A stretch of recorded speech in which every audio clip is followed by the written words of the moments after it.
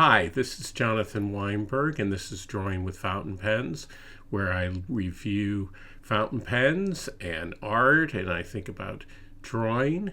You don't have to be an artist to get something out of this channel, but you do have to love fountain pens. I collect antique fountain pens. I'm quite adept at Japanese flower arrangement. Surprise! Today I'm going to be looking at a pen from China. This is the Hongdian M2. My good friend Mark Company Yetz actually suggested this pen to me, and I'll use the opportunity to mention that he is doing a workshop on cross-hatching. He's an amazing reviewer, wonderful artist, and I will put a link down on the comment part telling you how to find that workshop, because I strongly recommend it if you want to learn how to cross-hatch, or you're already doing cross-hatching and you want to improve your cross-hatching. Hondian has been making some really terrific pens lately, and this is really an attractive pen. It looks a lot like a Kaweco pen, I think. That's what they were thinking about. This is the Kaweco Sport, which is very, very popular. And so it's kind of like a cross. This is the Hondian is made out of aluminum. So I suppose in some ways you could say that it's closer to one of the metal versions of the Sport. I own the brass pen, which is a real classic. It's quite a heavy pen, and I love the way it feels in the hand and everything. But I have to say that I find it too heavy to write with all the time. But I just love the way it looks and everything. But this is not a cheap pen. It depends on where you get it. I got this for around $50, but I think it retails for much more. And it doesn't come with a clip. In this case, the Hondian pen does come with a clip. Kaweco also makes an aluminum version of this pen, and they make the Lilliput pen. I love the idea of both making things smaller. Well, that's silly, honey. People just don't get smaller. There's no medical precedent for what's happening to you. I simply know that you're getting smaller. And also, I love the idea of portability. It always reminds me of when I was much younger, in my 20s, and the first portable computers came out. Portable is really a relative term. You're looking at a small portable computer called the IBM 5100. It weighs about 50 pounds. You can plug it in anywhere. But certainly these pens are small, and what is cool about them is that once you post them, they become the size of a regular pen, really.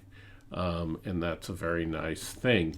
My all-time favorite pocket pen is the Pilot Elite. Sometimes I think it's called the 1995E. This is the Pilot Elite. It has a gold nib, and it's really the cheapest, one of the cheapest ways at least, to get a gold nib in a pen. It's under $100, and it is very beautiful pen, and it writes beautifully. But it's a particular style of pen that really harkens back to the Parker 51, really. So it's a different kind of aesthetic, while the Kaweco aesthetic is really goes all the way back, I believe, to the beginning, the golden age of the fountain pen, so the 20s, 30s. So that's a very different kind of look, I think. Anyway, you can see the Hondian. This is not a clone. The Kaweco Sport has this octagon cap, while the cap on the Hondian is round. So that's different, first of all. The Hondian is a very good bargain, really, because, whereby the plastic pen is, let's say, you can get them around $20. I think, again, they list more like $30, but they don't come with a converter, and they don't come with a clip. But this comes already with the clip, and the converter in the Kaweco, the little portable converter that you can get, it tends to run around $10. This comes with a converter. So there you can see it with the converter. And the converter seems to work quite well. And they both, all these pens, with the exception of the Pilot, but the other pens take international style cartridges. And this does too, but it's nice to have the converter, even though it doesn't hold a huge amount of ink. So it's a very pleasant, I think, very nice pen. It doesn't seem inexpensive. It's not too heavy because it's aluminum, unlike the brass version of the Kaweco here, which is a very, very heavy pen. Let's weigh it. See. This is the Kaweco Sport brass version with the clip. Now the clip comes on and off, and it's an extra. It's extra by the clip, and with that, it is 48.4 grams.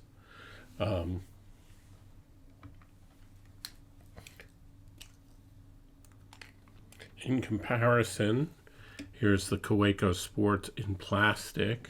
It doesn't have a converter in it or even a cartridge, and that's just 10 grams. And here is the Hondian, and it comes in at 24 grams. So the Sport brass is really twice as heavy as this aluminum version of the pen. Measuring the pen, we get about 4.1 inches closed. It is 5.4 inches posted. And that's not incredibly long. I mean, a lot of pens, when they're posted, tend to be around 6 inches, but it's very comfortable. The other thing to say is I really like the colors that the Hondian pen comes in. And so this pen was around $15 versus this pen in plastic. I think I probably paid around $20 for it.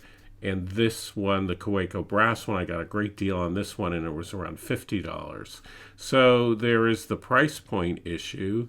And I feel that the Hondian writes just as well as the Kaweco. Now, Kaweco does offer a expensive nib. They call it their premium nib, which is around $50. So you can change for their regular nib. I have never tried it, but because I just think that's too expensive for a metal nib.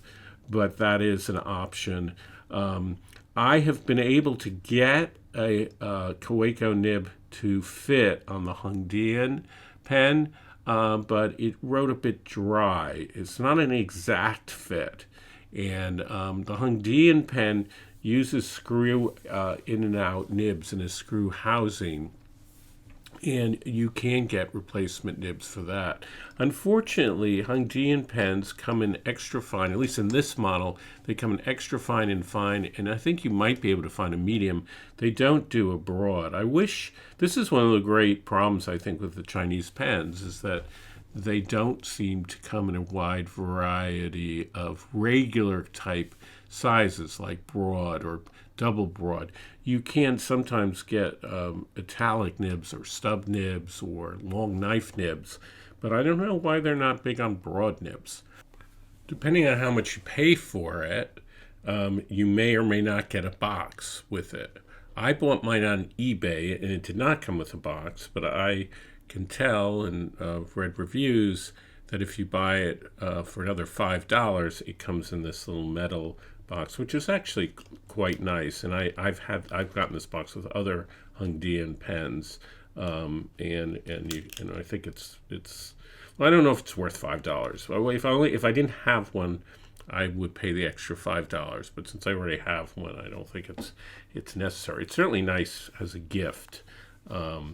And I think that's, it's one of the things that's very nice about Kaweco is that their pens come in beautiful boxes. So, that is something to keep in mind. How does it compare when you post it to standard pens? This is the Pilot Metropolitan that everybody likes to compare it with. And you can see that, even posted, it's not such a long pen, or like the Lamy Safari, which is even a longer pen. But I think it's more than adequate posted to write with.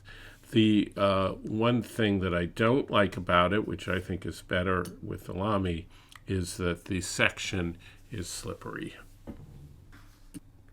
Another nice feature of the pen is the top of the cap, finial, which it's a little hard to figure out what kind of animal it is. It's a little bit like a cat. It's hard to see this, but let's see if we can. Yeah, it's a little bit like a cat or a seal. It could be a sea lion. I'm not sure what kind of animal that is, but it's pretty and it's kind of translucent.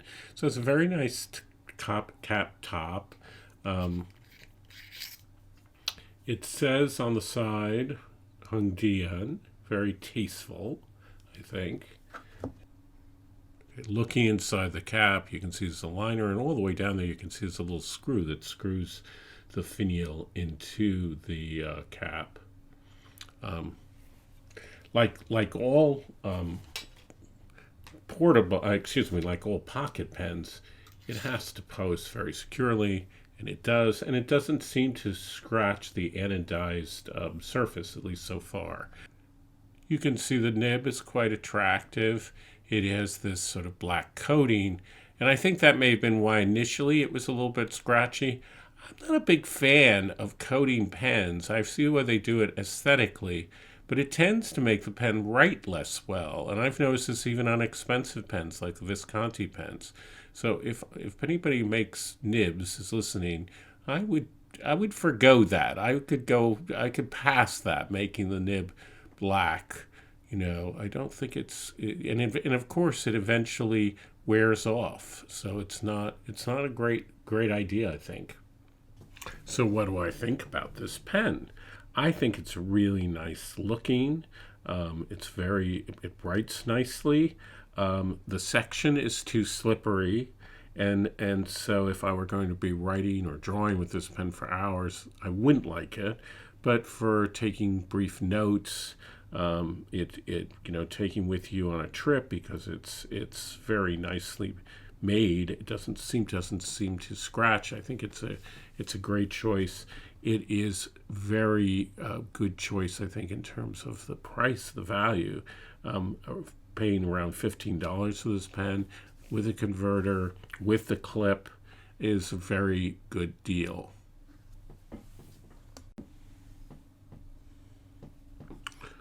Okay, well, how does it write?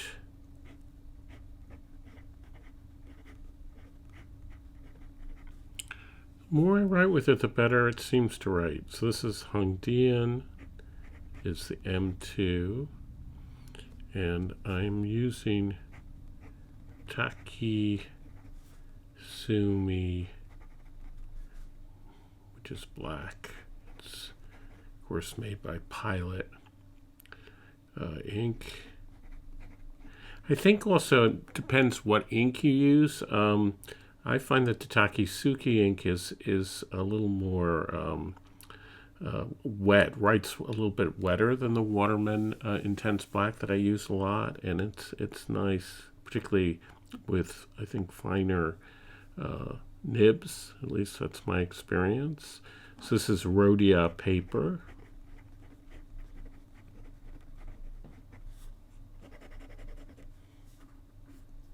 And this is quite wet. It adds a little bit of spring to it. You don't see it so much when you write, but they call it a soft fine. I was going to say it's a fine nib. And with this ink, at least, it's writing quite smoothly. When I first got it, I thought it was a little bit scratchy, but it's actually quite nice. It's really almost like a medium, or I guess a Japanese medium rather than a fine. It comes in extra fine as well.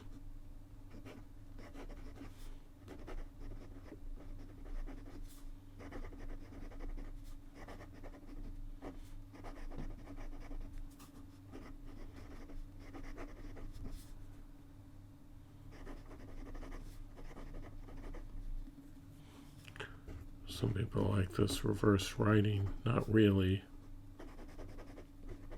Anyway, I think this is quite a nice pen. It's a little, like a lot of metal pens, it's a bit slippery. The section is slippery. If I were going to make this my ideal pen, I would have the section be a different material so that it wouldn't be quite as slippery. And I think with the Kaweco pen, their plastic version of the Sport pen, because of the plastic material, it isn't as slippery. But it certainly is true of the brass pen, which I have. It also has that slippery feel. So it's not a function of how inexpensive the pen is. It's more about the material.